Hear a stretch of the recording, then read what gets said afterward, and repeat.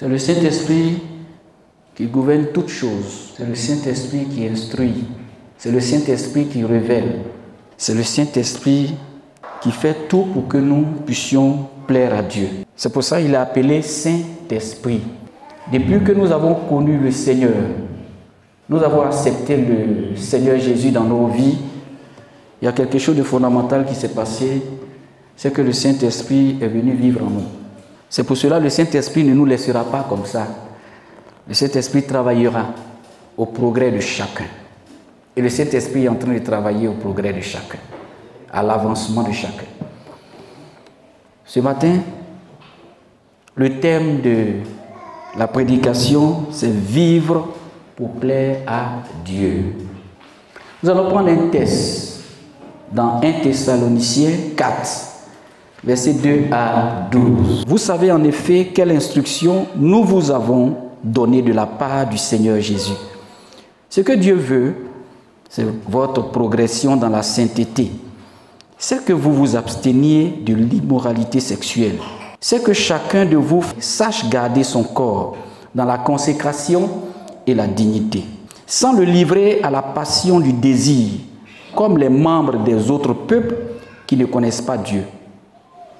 C'est que personne dans ce domaine ne fasse de tort à son frère ou ne porte atteinte à ses droits, parce que le Seigneur fait justice de tous ses actes, comme nous vous l'avons déjà dit et attesté. En effet, Dieu ne nous a pas appelés à l'impureté, mais à la consécration. Celui donc qui rejette ces instructions ne rejette pas un homme, mais Dieu qui vous a aussi donné son Saint-Esprit.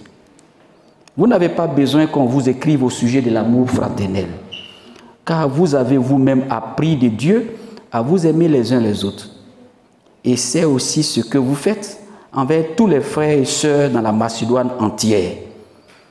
Mais nous vous encourageons, frères et sœurs, à progresser encore, à vous efforcer de vivre en paix, à vous occuper de vos propres affaires et à travailler de vos mains, comme nous vous l'avons recommandé. Ainsi, votre conduite sera honorable aux yeux des gens de l'extérieur et vous ne serez dépendant de personne. Amen. Amen. Veuillez vous asseoir, peuple de Dieu. Je vais dire à quelqu'un que Dieu nous aime. Amen. Dieu nous aime.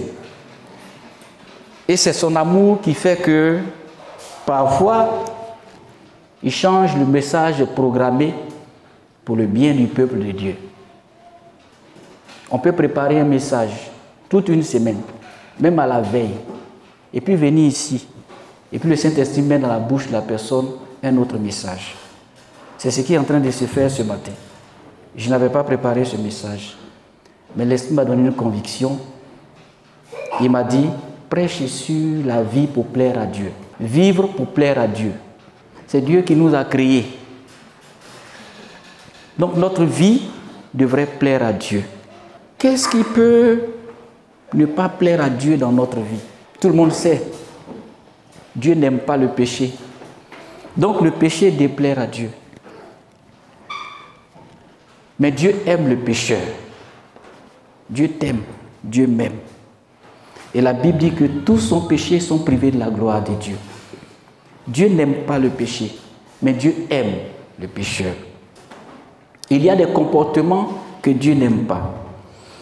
Et le comportement sexuel était ici très libre dans l'Empire romain. Les Thessaloniciens, dont il est question ici, étaient dans un empire qu'on appelle Rome. L'empire, tout l'empire. C'était l'Empire romain. Il y avait une église, l'église de Thessalonique. Et c'est à cette église-là que l'apôtre Paul est en train de donner des conseils pour amener l'église à vivre pour plaire à Dieu, pour amener les croyants de cette communauté à vivre pour plaire à Dieu. Et le comportement sexuel était libre dans tout l'empire romain. Les gens utilisaient le sexe n'importe comment. Chacun faisait ce qu'il voulait. C'était à la mode. Et c'est la même chose aujourd'hui. Le sexe est à la mode.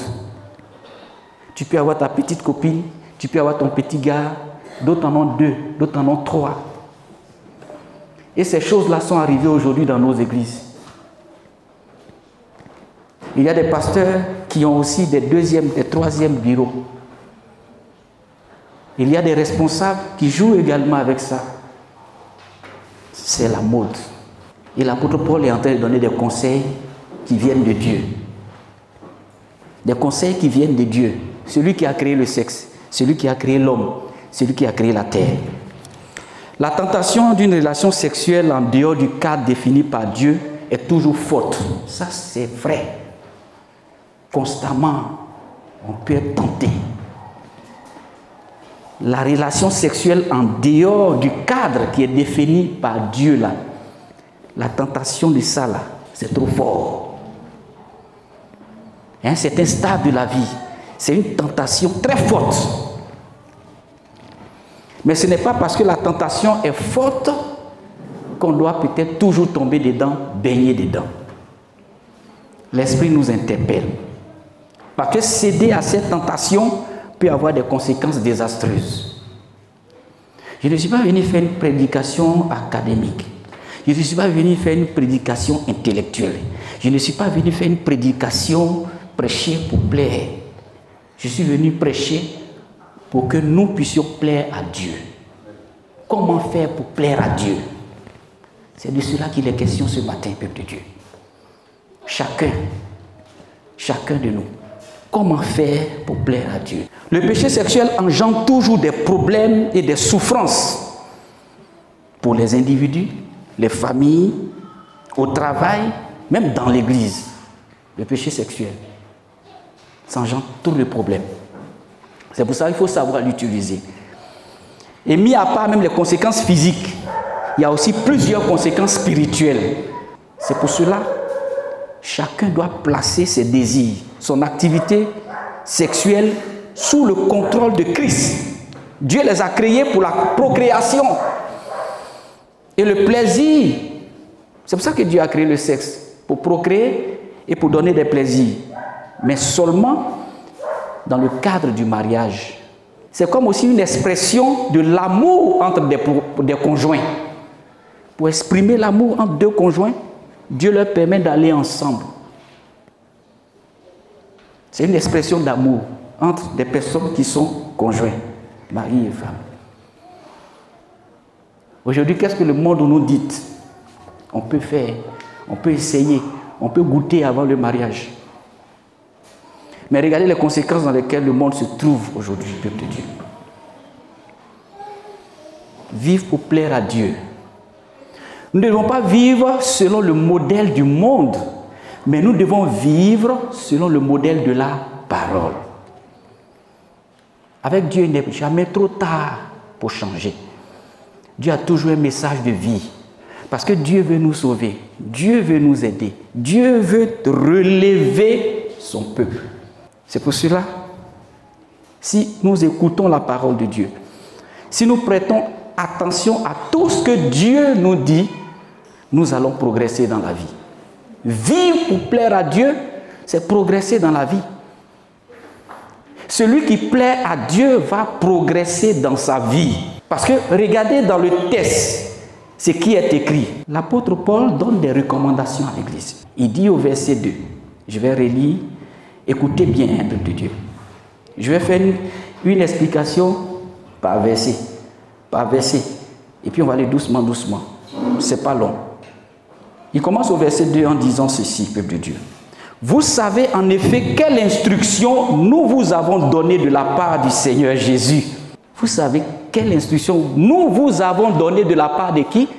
De la part du Seigneur Jésus. C'est une instruction qui vient de Dieu. Ce n'est pas une instruction qui vient de la bouche du prédicateur du jour. Ce n'était même pas une instruction qui venait de la bouche de l'apôtre Paul. Lui, il s'adressait à une église, l'église de Thessalonique. Mais il dit, vous savez quelle instruction qui vient de la bouche du Seigneur Jésus. Et quelle était cette instruction? Il dit au verset 3, ce que Dieu veut, c'est votre progression dans la sainteté. Ce que Dieu veut, c'est votre progression dans la sainteté. Dieu veut que tout homme, toute femme, tout frère, toute sœur, toute personne, de façon individuelle, progresse dans la sainteté. Ça, c'est le désir de Dieu. Ce que Dieu veut, c'est que vous progressiez dans la sainteté. Ce n'est pas ce que les hommes veulent. Ce n'est pas ce que le prédicateur veut. Ce n'est pas ce que l'enseignant veut. Mais c'est Dieu qui veut. Qui sommes-nous? Nous ne sommes que des prédicateurs de l'évangile. Dieu veut que tout homme qu'il a créé à son image puisse progresser dans la sainteté. Et pour progresser dans la sainteté, qu'est-ce qu'il faut? Progresser dans la sainteté, c'est quoi? Même la sainteté, même c'est quoi? Comment on est saint? Peuple de Dieu, ce n'est pas un état qu'on atteint par nos œuvres. On ne devient pas saint en venant toujours à l'église. On ne devient même pas saint en prêchant l'évangile. Ce n'est pas parce que je prêche que automatiquement je vais devenir saint. Ce n'est pas parce que je suis fidèle au culte qui va faire de moi un homme saint. Ce n'est pas parce que je chante que je suis saint. Ce n'est pas parce que je joue à la musique dans l'église que je suis saint. Ce n'est pas parce que je suis diacre qu'automatiquement je suis saint. Ce n'est pas nos œuvres qui nous donnent la sainteté. La sainteté n'est pas un état que l'on atteint en y travaillant avec acharnement. Parce que quand tu fais des œuvres, tu transpires, tu travailles dur. Tu peux même balayer, nettoyer sans être saint. Ce n'est pas ça qui va te sanctifier. La sanctification ne s'obtient pas par le nettoyage de l'église. Ça ne s'obtient pas par la prédication de l'évangile. Ça ne s'obtient pas par la louange et l'adoration, par ta qualité de chante ou bien par ta qualité de prédicateur, par ta qualité de diacre. Ce n'est pas ça. Ce n'est pas les œuvres que nous faisons là qui nous rendent saints. Mais qu'est-ce qui peut nous rendre saints? Voilà ce qui se passe en réalité. Et ce qui est conforme à la parole de Dieu. Dès que nous acceptons le sacrifice de Jésus pour nous, nous sommes considérés comme saints. Automatique. Est-ce que vous m'entendez? Dès que tu acceptes le sacrifice de Jésus pour toi, parce que Dieu sait que tout homme est pécheur, il n'y a même pas un seul juste. Et pour régler ce problème du péché, qu'est-ce qu'il a fait? Il dit non, cette fois-ci là, il faut que je trouve une solution définitive. Dans l'Ancien Testament, c'était une préparation à la venue de Jésus. C'est pour cela, quand les gens péchaient dans l'Ancien Testament, ils étaient obligés de tuer des animaux. Et quand Dieu regarde le sang de ces animaux-là, il pardonne leurs péchés. Mais c'était une solution qui était en train de préparer la solution définitive de Dieu. Et la solution définitive, la solution ultime que Dieu a envoyée pour nous rendre saints, c'est un sacrifice. C'est ce qu'on appelle le sacrifice de Jésus pour la rémission des péchés de l'homme. Et ce sacrifice-là, Dieu a envoyé son Fils. Jean 3, 16. Car Dieu a tellement aimé le monde qu'il a donné son Fils unique, afin que quiconque croit en lui ne périsse point, mais qu'il ait la vie éternelle. Donc, dès que nous acceptons le sacrifice de Jésus, pour nous, nous sommes considérés comme saints par Dieu. Mais nous devons apprendre à progresser tout au long de notre vie sur la terre. Pour certains, il y a peut-être 2 ans, ils ont accepté le Seigneur. Dès ce moment, tu es rendu saint parce que tu as accepté le sacrifice de Jésus. Tu ne vas plus mourir à cause de tes péchés parce que tu as accepté Jésus. C'est le sacrifice de Jésus qui nous rend saints. C'est pour cela, dès le moment où on accepte le Seigneur, nous sommes pardonnés de tous nos péchés, de tous nos manquements, de toutes nos faiblesses. Mais dans notre parcours de tous les jours, il peut y avoir des actions, des actes qui déplaisent à Dieu. C'est là que tu dois te souvenir du sacrifice de Jésus. C'est là que tu dois apprendre à te confesser, à te repentir. C'est ça la progression selon Dieu. Le désir de Dieu, c'est que nous progressions. Et c'est le Saint-Esprit qui agit en nous et nous rend conformes à l'image de Christ. C'est pour ça que le Saint-Esprit ne se taira jamais sur les péchés des croyants. Le Saint-Esprit, on dit bien Saint-Esprit. Une vraie église suit la voie de l'Esprit de Dieu. C'est pour cela que moi je n'ai pas de problème. Quand l'Esprit me dit prêche ça, je prêche ça. Parce que nous sommes tous dans un processus de sanctification. Même les pasteurs. Il n'y a pas un être humain qui est en dehors de ce processus, qui dit moi je suis déjà arrivé, je suis tellement saint, je ne peux plus tomber dans le péché. Tous peuvent tomber dans le péché. Il y a des péchés même là, tu ne rentres pas dedans, mais déjà dans la pensée, tu es déjà dedans. C'est pour cela la sanctification, elle est permanente. Et c'est à cause de ça, le Saint-Esprit va nous interpeller tous les jours. Quel que soit ton titre, quel que soit ton grade, quelle que soit ton activité dans l'église, quelles que soient tes œuvres, le Saint-Esprit continuera de te parler. À moins que tu ne fermes tes oreilles et que tu sautes. Même si tu sors, tu es dans une grotte, le Saint-Esprit continuera de te parler. Dieu veut que nous puissions progresser, peuple de Dieu.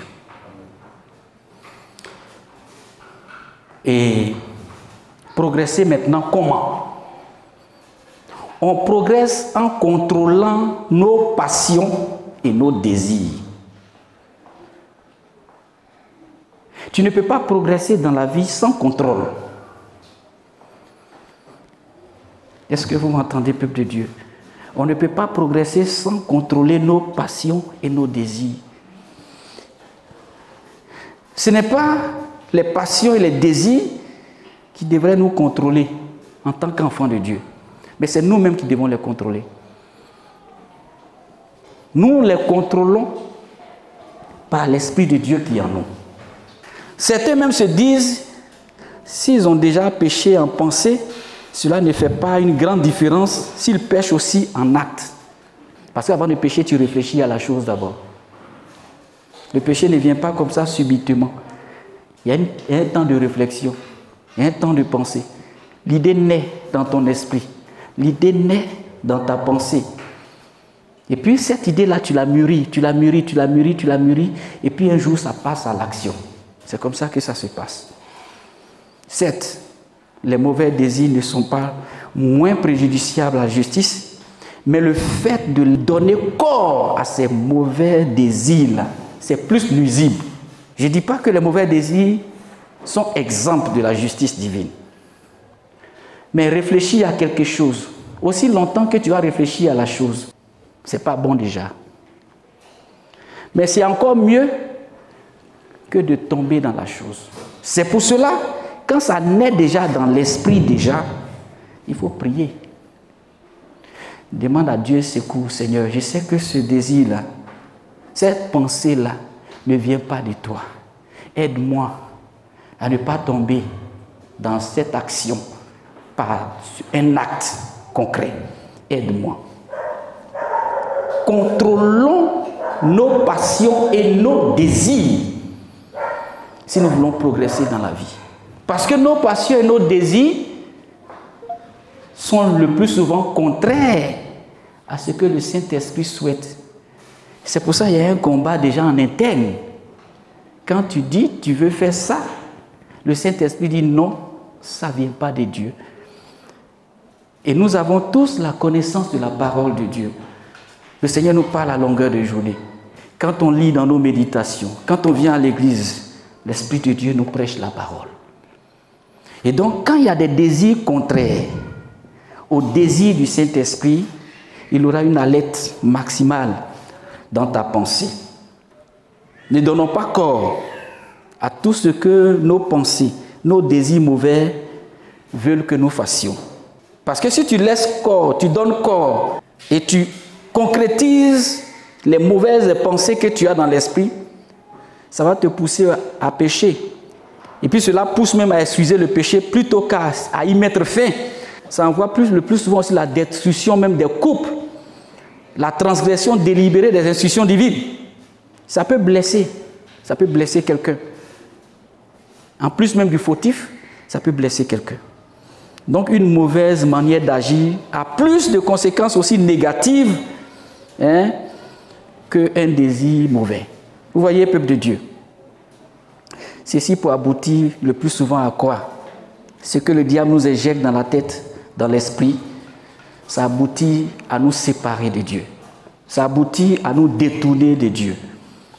Le Seigneur veut que tu progresses en contrôlant tes passions et tes désirs. Une autre facette de la progression pour terminer, peuple de Dieu. Quand on lit un peu plus loin, je vais continuer. Au verset 4, c'est que chacun de vous sache garder son corps dans la consécration et la dignité, sans le livrer à la passion du désir comme les membres des autres peuples qui ne connaissent pas Dieu.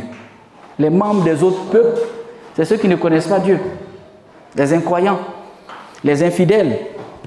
Eux, ils le font comme ils veulent. Ils se livrent à la passion et au désir de leur chair, sans même freiner quelque part.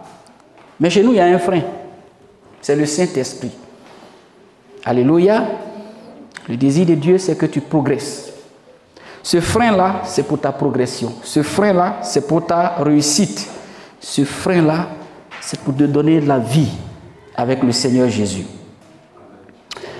Au verset 6, c'est que personne dans ce domaine ne fasse du tort à son frère ou ne porte atteinte à ses droits. Parce que le Seigneur fait justice de tous ses actes. Vous voyez, il peut faire du tort à son frère ou à sa sœur en posant des actes qui déshonorent. Est-ce que vous entendez, peuple de Dieu? On peut faire du tort à son frère ou à sa sœur en posant des actes sexuels déshonorants. Et l'Esprit nous interpelle ce matin. On continue au verset 7. En effet, Dieu ne nous a pas appelés à l'impureté, mais à la consécration. Voilà l'appel de Dieu. C'est simple. Dieu ne nous a pas appelés à l'impureté. Dans l'œuvre de Dieu, là, Dieu ne nous a pas appelés à l'impureté. Il n'a pas dit venez servir, mais soyez infidèles. Venez servir, mais vivez dans l'impureté. Vivez dans la fornication. Vivez dans l'immoralité. Servez-moi, mais faites ça. Dieu ne nous a pas appelés à l'impureté. Mais à quoi Dieu nous a-t-il appelés? En effet, Dieu ne nous a pas appelés à l'impureté, mais à la consécration. Donc Dieu nous appelle à la consécration, à nous donner entièrement corps et âme pour lui. Maintenant, verset 8, celui donc qui rejette ses instructions ne rejette pas un homme, mais Dieu qui vous a aussi donné son Saint-Esprit. Donc, l'apôtre Paul précise ici à l'Église, s'il y a quelqu'un qui rejette cet enseignement-là, il ne rejette pas un homme, mais il rejette Dieu. Parce que ce n'est pas lui, l'apôtre Paul, qui a dit ça. Est-ce que vous m'entendez? Si ce que je suis en train de prêcher là, tu penses que ce n'est pas réel, tu ne rejettes pas le pasteur, mais c'est Dieu. Ce sont les instructions de Dieu. Je ne suis pas le créateur, l'inventeur du sexe. Ce n'est pas moi qui ai créé le plaisir sexuel. C'est ce que l'apôtre Paul était en train de dire à cette église. Parce que le plus souvent dans les églises, quand on parle de sainteté, les gens désertent, les gens fuient. Ils préfèrent bénédiction que parler de la consécration. On progresse dans la consécration. On progresse dans la sainteté. On progresse en contrôlant nos passions et nos désirs. Celui qui n'a pas la capacité de contrôle sur ses désirs, sur ses passions, il va faire n'importe quoi dans la vie. Parce que chaque jour, on a des envies. Mais ce n'est pas ce que tu as envie là qui est bon à faire. Tu peux regarder quelqu'un et puis tu as une envie. Mais est-ce que c'est bon à faire? Si tu vois que ce n'est pas bon, il faut contrôler. Il faut apprendre à dire, c'est que l'envie que j'ai dans mon esprit là, ce n'est pas bon, ça ne vient pas de Dieu. Donc je freine. Donc j'arrête. Donc je ne vais pas plus loin que ma pensée. N'allez pas plus loin que vos pensées quand ces pensées-là sont mauvaises. Vous avez la capacité. Chacun de nous a la capacité de dire non. Ne soyons pas des chrétiens bénis, oui, qui suivent tout ce que nous avons comme envie, qui suivent tout ce que nous avons comme pensée. L'Esprit veut t'apprendre à freiner. Il a dit non, parce que si je fais ça, ça ne plaira pas à mon Dieu. On vit pour plaire au Seigneur. Et quand on plaît à Dieu, on avance dans la vie. Plus tu plais à Dieu, plus Dieu te bénit. Parce que ton désir, là, c'est ce que lui veut. Et qu'est-ce qui permet de produire l'exaucement à nos prières? Il est écrit dans la parole de Dieu, si vous me demandez quelque chose qui est conforme à ma volonté, je le ferai. Donc tous les actes que tu vas poser conforme à la volonté de Dieu, Dieu va exaucer ça. Tu poses un acte sexuel dans le mariage, Dieu est content. En dehors de cette relation, en dehors de ce cadre, Dieu ne veut pas. L'Esprit nous interpelle. Et pour finir, on progresse en contrôlant nos passions et nos désirs. Et l'apôtre Paul va dire quelque chose de plus. Mais avant de dire cette chose de plus, au verset 9, il dit, vous n'avez pas besoin qu'on vous écrive au sujet de l'amour fraternel. Ce que je suis en train de dire là, il s'adresse à une église. Cette église-là peut être aussi faits hommes ce matin. Est-ce que vous m'entendez? Il ne s'adresse pas à des païens. Il s'adresse à des chrétiens. Il dit, vous n'avez pas besoin maintenant qu'on vous enseigne au sujet de l'amour fraternel. Car vous avez vous-même appris de Dieu à vous aimer les uns les autres. Ça, c'est une sorte de félicitation, une sorte d'encouragement. Il y a des sujets sur lesquels on n'a pas besoin de leur apprendre quelque chose parce que cette église-là, elle exerçait déjà l'amour fraternel. Dans cette église, s'aimaient vraiment. Les frères, les sœurs, il y avait un amour fraternel. Il dit, vous n'avez pas besoin qu'on vous écrive à ce sujet de l'amour fraternel. Car vous avez vous-même appris de Dieu à vous aimer les uns les autres. Félicitations à cette église. Au verset 10, et c'est aussi ce que vous faites envers tous les frères et sœurs dans la Macédoine entière. Mais nous vous encourageons, frères et sœurs, à progresser encore. Dans ta vie chrétienne, il y a des choses qu'on n'a pas besoin encore de t'enseigner parce que c'est déjà un acquis. Gloire au Seigneur. Tu as déjà fait quelques progrès. Le fait même de participer toujours aux réunions, le fait même de venir régulièrement à l'église, le fait même de balayer, le fait même de te tenir là à la disposition de tes frères pour être exercé en tant que diacre, tu as déjà fait du progrès. Mais vous devez progresser encore. Vous voyez, Dieu aussi tient compte de tes petits pas. Tout ce que tu fais, il dit c'est bon. Mais tu peux encore. Il y a des progrès remarquables parmi nous. Mais on doit aller encore. On doit aller encore. Et l'apôtre Paul dit, progressez encore, à vous efforcer de vivre en paix. On vit en paix avec autrui. On vit en paix avec quelqu'un. On vit en paix dans un foyer. On vit en paix avec un frère. Efforcez-vous encore à vivre en paix. Alléluia. Donc s'il y a quelqu'un qui t'a fait du mal quelque part, fais la paix avec lui. Efforce-toi. Réconcilie-toi avec ton frère. Réconcilie-toi avec ton mari. Réconcilie-toi avec ta soeur. Réconcilie-toi avec quelqu'un. Fais la paix. Efforce-toi de progresser encore. Déjà, l'amour fraternel, c'est un acquis. Vous avez appris à vous aimer. Vous avez appris à vivre ensemble. Vous avez appris à vous accepter. Mais il peut y avoir quelqu'un parmi le lot avec qui tu es en discorde. L'apôtre Paul dit, efforce-toi. Pour progresser, on reconnaît les pas que tu as faits, mais va encore en profondeur. Efforcez-vous à vivre en paix. Efforcez-vous. Efforcez-vous de vivre en paix. En plus, il dit, efforcez-vous encore à vous occuper de vos propres affaires. Tout le mois de février, on a parlé d'affaires. On a parlé de l'entrepreneuriat. Monter ses propres affaires. Vous voyez que ça fait partie du processus de la progression dans la vie.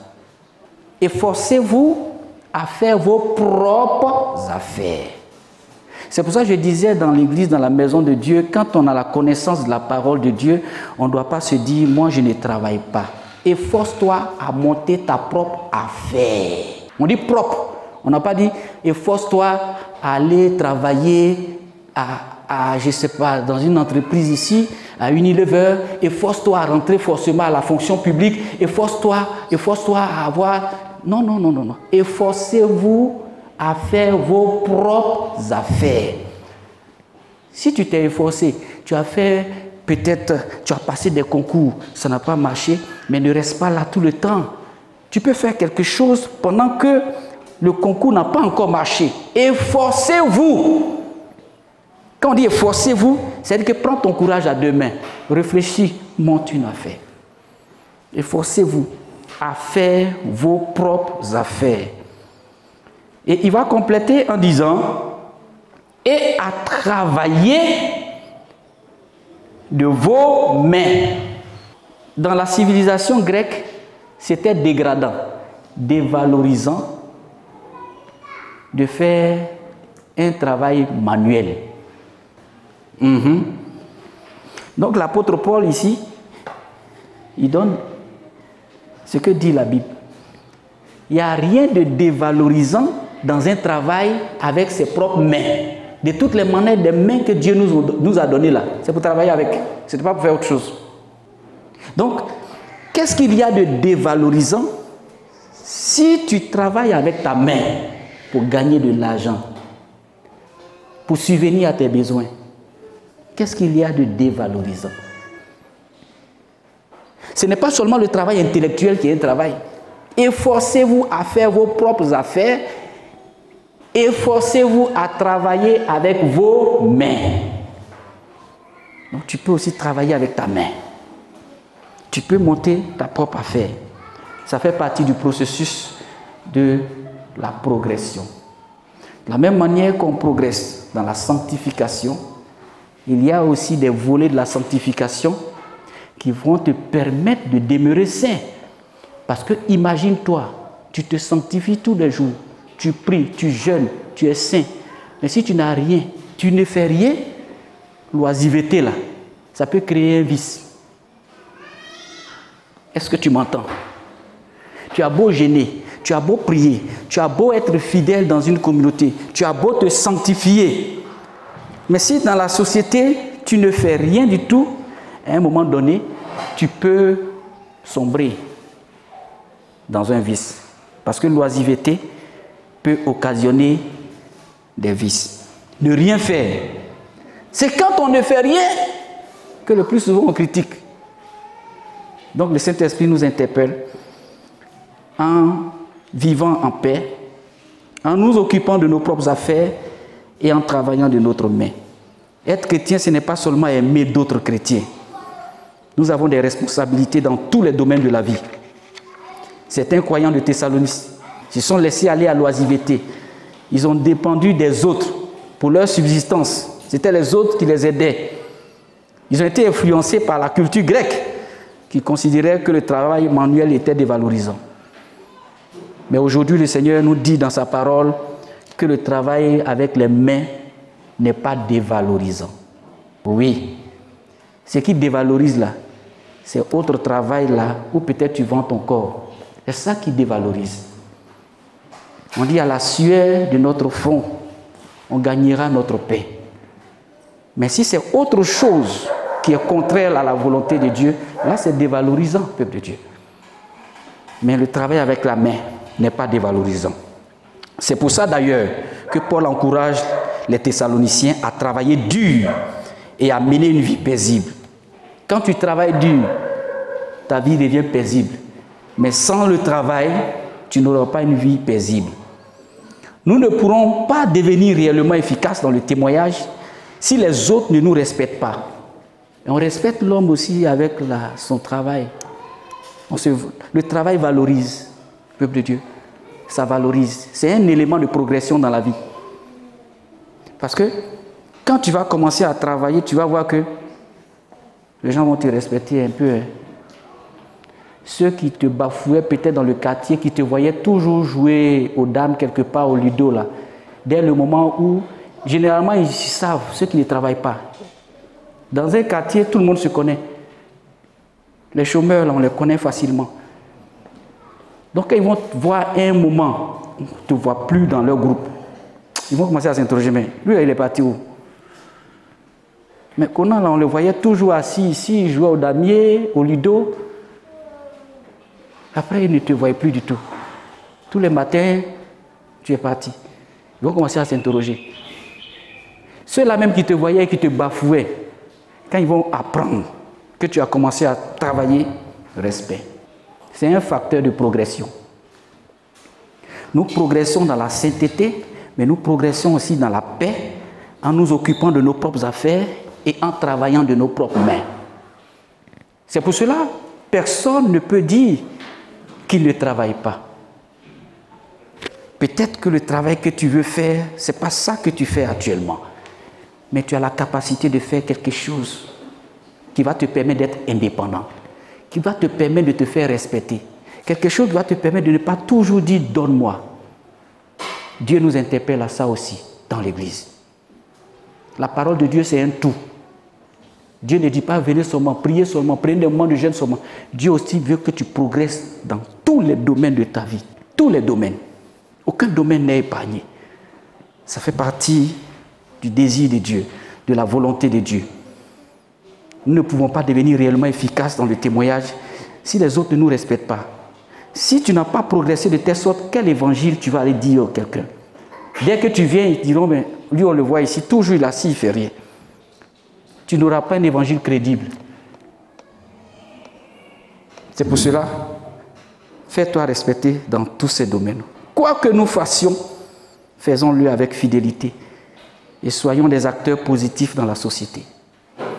Dieu veut que tu te démarques. Dieu veut que tu te fasses respecter par ta sainteté et par le progrès que tu vas avoir aussi dans le domaine tel que les affaires, la paix avec les autres et aussi le travail manuel qui n'est pas dévalorisant. Que Dieu t'aide. Le Saint-Esprit est là pour nous aider. Dieu sanctifie tous les domaines de notre vie. C'est pour ça que Dieu touche à notre intimité. Il touche à notre sexualité. Il touche même aux facteurs valorisants de nos vies. Pour que chaque chrétien puisse se mettre en tête à l'esprit que le travail du Saint-Esprit, c'est de nous parfaire. Et le Saint-Esprit va faire ce travail-là jusqu'à ce que tu atteignes la perfection. Avec Dieu, c'est possible. Quand Dieu te regarde, depuis que tu as accepté Jésus, le sacrifice de Jésus que Dieu t'a donné, tu es sanctifié. Tu es saint. Tu es saint. C'est pour cela que quand tu as fait un péché, même hier, souviens-toi que tu as accepté Jésus, tu as accepté le sacrifice pour ce péché. C'est pour ça qu'il ne faut plus demeurer là-dedans. Reconnais ce sacrifice et avance avec Jésus. Ne restez pas là couché et dites, moi j'ai péché hier, j'ai fait ceci, cela. Relevez-vous, confessez-vous, demandez pardon à Dieu et ne reprenez plus jamais ça. Continuez à avancer avec Jésus. Dieu a payé le prix. La rémission du péché, c'est ça qui nous justifie. Ce n'est pas nos œuvres. Donc ne pense pas que le nombre de tes visites à l'église là, c'est ça Dieu va regarder puis te voir comme saint. Ne pense jamais que c'est ta prédication qui te sanctifie. Non! C'est le sang de Jésus qui nous sanctifie. Tu es déjà saint parce que tu as accepté le sacrifice de Jésus à la croix. Maintenant, progresse dans ta sanctification.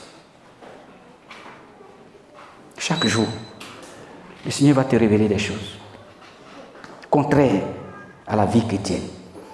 Ce sont ces choses-là qu'il faut corriger. Il faut contrôler tes désirs, contrôle tes pensées. En agissant ainsi, tu vas progresser. Mais si tu laisses toute pensée qui te vient à l'esprit, tu l'exécutes, tu vas commettre des désastres. des désastres même qui vont te séparer de Dieu. Fais attention à toi. Dieu t'aime. Et le Seigneur est en train d'agir pour ta progression. Nous sommes appelés à progresser. Tu n'es pas appelé à régresser. Freine un peu. Écoute l'esprit et freine. C'est pour ton bien. Que le Seigneur bénisse sa parole. Progresser encore. Dieu reconnaît également les progrès de l'Église. Dans le domaine de l'amour fraternel, c'est parfait. Les frères s'aiment, les sœurs s'aiment. Il n'y a pas de haine, il n'y a pas d'animosité. Mais il dit encore. Encore, parce qu'il y a toujours quelque chose à régler encore dans le domaine de la sanctification. Est-ce que vous comprenez, peuple de Dieu? Il y a toujours quelque chose à régler encore dans le domaine de la sanctification pour ton progrès. Il y a toujours un point, il y a toujours une faille quelque part que le Saint-Esprit montre toujours. Que Dieu t'aide à découvrir cette faille et à te remettre en question. Beaucoup de choses font tomber, par exemple, ceux qui servent Dieu. Il y a le sexe, il y a l'argent, il y a aussi l'orgueil. Oui, ça brise les relations. Sexe, argent, orgueil. C'est pour ça, si on entend la voix de Dieu, n'endurcissons pas nos cœurs et marchons dans cette voie. Que Dieu te bénisse et qu'il te relève ce matin. Dieu veut ton progrès. C'est pour ça qu'il te parle ce matin. Ceux qui ont des oreilles pour entendre, entendent ce que l'Esprit dit aux églises. Désormais, ce n'est pas la quantité de tes bonnes œuvres qui t'ont rendu saint. Non. Ça n'a rien à voir avec la sanctification. Tu es déjà saint parce que tu as accepté le sacrifice de Jésus. Quand Dieu nous regarde maintenant, ils ne sont pas condamnables parce que nous, on a Jésus. Mais ceux qui ont refusé Jésus, là, eux, ils ne sont pas saints. Est-ce que vous m'entendez, peuple de Dieu? Ceux qui ont refusé Jésus, là, ils ne sont pas saints. Ils sont condamnables. Donc, ne commets pas l'erreur de dire que c'est ce que tu fais là qui te rend saint. Tu as accepté Jésus déjà. Et Jésus va te communiquer ce qu'il faut faire pour demeurer toujours saint dans sa présence. Repens-toi. Aujourd'hui, les chrétiens ont abandonné la repentance. Même la confession, ils ont abandonné. Confesser ses péchés, se repentir, ils ont abandonné. Ils finissent de pécher le lendemain. Dimanche, ils sont à l'église. Ils ont bien chanté, ils pensent qu'ils sont sanctifiés. Non. Ce n'est pas le fait que tu as chanté là qui te maintient saint. Tu es déjà saint parce que tu as accepté Jésus. Donc, puisque tu as péché, le Seigneur va te révéler que tu as péché à la veille. Tu es venu matin là. Demande pardon à Dieu. Et puis tu dis, Seigneur, je ne vais plus jamais faire ça. Aide-moi. C'est ma faiblesse. Chacun a des faiblesses. Il y avait plusieurs faiblesses que nous avons abandonnées aujourd'hui grâce au Saint-Esprit. Tu penses que l'Esprit de Dieu ne peut pas t'aider à sortir de la fornication. Tu penses que le Saint-Esprit ne peut pas t'aider à sortir de l'adultère. Tu penses que le Saint-Esprit ne peut pas t'aider à sortir de l'impudicité. Écoute seulement sa voix. Il va t'aider. Il va t'aider. L'Esprit est là pour nous aider. S'il n'était pas là pour t'aider, il n'allait même pas parler là-dessus. Sortons de ça. Le Seigneur dit, sortez du milieu d'eux. Parce que vous êtes une race élue. Vous êtes des saints. Progressez dans la sanctification. La vie chrétienne, c'est un progrès dans la sanctification. Qu'est-ce qui m'éloigne de Dieu? Qu'est-ce qui me permet de ne pas me consacrer véritablement à Dieu? Ce sont ces choses-là que Dieu va te montrer. Et c'est plus bénéfique pour un chrétien, un croyant, de se consacrer. C'est là que tu vois la gloire de Dieu. Et quand tu baignes encore dans certaines choses, tu ne peux pas voir la gloire de Dieu. Ça va te faire tourner, ça va te faire tourner, ça va te faire souffrir. On souffre quand on est encore dans le péché. Or, nous sommes saints. Quand tu es saint, demeure dans la sanctification. Il peut arriver que tu pêches, mais relève-toi. Relève-toi, tu as la capacité. Déjà, Jésus a payé le prix pour ton péché. C'est-à-dire que ce péché-là, même le diable ne peut plus t'accuser. Une fois tu dis, Seigneur, pardonne-moi. Tu dois reconnaître le pardon de Dieu. C'est-à-dire que s'il revient là, il te montre ça là, tu dis, excuse-moi, Jésus m'a déjà pardonné. C'est fini. C'était hier, j'ai fait ça. Ce qui est passé est passé. La Bible dit, si quelqu'un est en Christ, il y a une nouvelle création. Les choses anciennes sont passées et voici, toutes choses sont devenues nouvelles. Toi qui es en train de pleurer encore pour le péché que tu as fait hier là, il y a une bonne nouvelle pour toi. Devant Dieu là, tu es juste. Il n'y a plus rien. Le Seigneur ne te condamne plus. Donc ne demeurez pas toujours dans le péché et puis vous pensez que ce sont les actes, les œuvres là qui vont vous sanctifier. Non! C'est fini. Le péché est déjà aboli. Tu es saint, mais seulement ne reste pas dedans. Celui qui pense que, regardez le danger, le piège. Le piège, c'est que quand tu penses que c'est ce que tu fais là qui te sanctifie, tu ne sors pas du péché. Hein? Tu ne sors pas. Hein? Tu ne quittes pas ça. Tu te dis, bon. Et puis, ta conscience te donne une certaine faculté là. Tu dis, bon, de toute manière, allons, je vais chanter. Ou bien allons peut-être à l'église. Mais tu ne quittes pas dedans. Tu es toujours à l'église maintenant. Tu penses qu'en venant toujours à l'église, tu es sanctifié. Non, hein. Dieu dit, il faut quitter dedans. Tu es déjà saint, mais abandonne ça. Tu es déjà sanctifié parce que tu as accepté le sacrifice de Jésus. La seule chose qui doit te maintenir dans le progrès, c'est la confession, la repentance. Et puis tu vas voir la qualité de ta vie va s'améliorer. Dieu veut des chrétiens et des chrétiennes de qualité. Et l'une de nos vocations, je prie enfin que nous soyons meilleurs. Tu dois progresser plus que l'année dernière. C'est de cela qu'il est question. Oui, progresser dans la sanctification. Progresser dans la paix. Réconcilie-toi. La maladie que tu as là n'est pas la mort. Réconcilie-toi seulement avec quelqu'un, certainement qui t'a offensé ou que tu as offensé. Dieu va ôter cette maladie. Il y a des choses qui bloquent parfois le miracle de Dieu dans notre vie. C'est le manque de progrès dans la sanctification. Freine un peu. L'esprit insiste. Parce que l'esprit veut faire un travail dans ta vie, dans la vie de chacun. Écoute seulement la voix. Ne regarde pas à l'un, ne regarde pas à l'autre. La vie chrétienne là, chacun va rendre compte à Dieu pour ses propres actes. Chacun.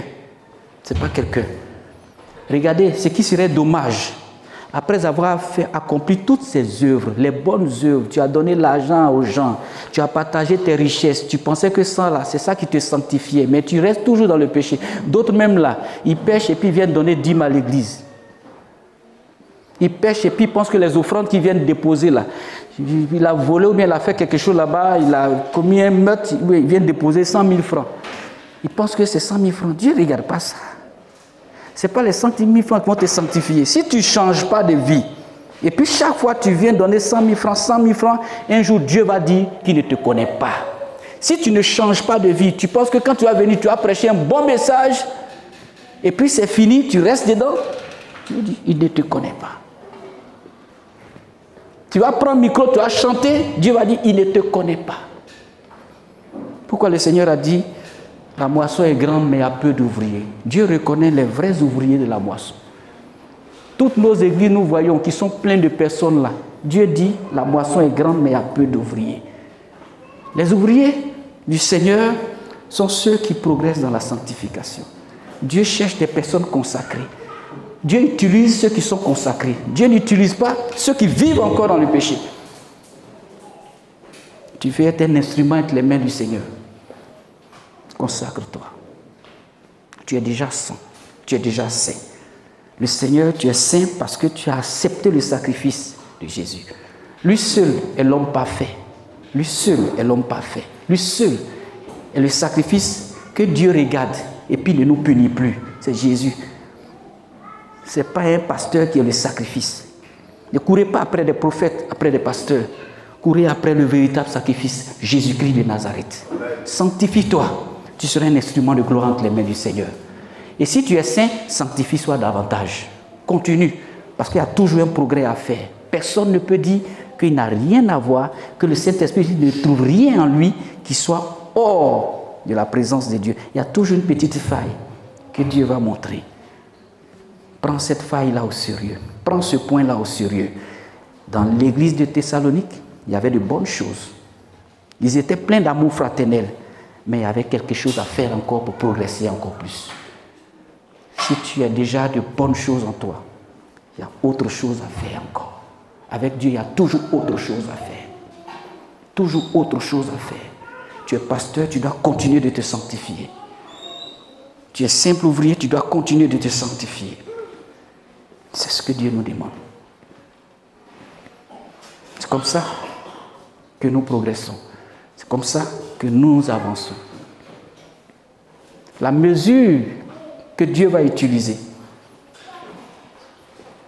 c'est la mesure de la sanctification. Ce n'est pas la mesure de nos œuvres. Avec Jésus, on est sauvé par la foi. On a accepté le sacrifice de Jésus. Par la foi et par la grâce.